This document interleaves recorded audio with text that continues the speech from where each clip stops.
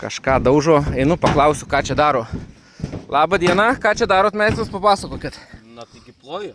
Ploji, tai kas šitas plojimas vadinasi? Na tai dviejų skirtingų lankstinių sujungimas.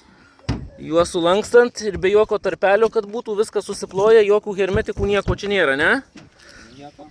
Super, nu, žodžiu, šitas mazgas leido. Ir turime vieną nedidelę problemėlę, kad čia žiūrėkit, patenka visas vanduo. Matot? Tai dabar žiūrėkit, kerpam vietoj. Va, čia praplyšę viskas. Žiūrėkit. Kai sakiau, kad viskas bėga po stogo danga.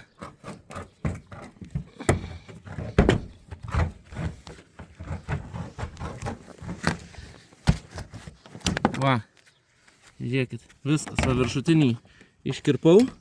Čia užlipdyta ir viskas, va, ten. Viskas bėga.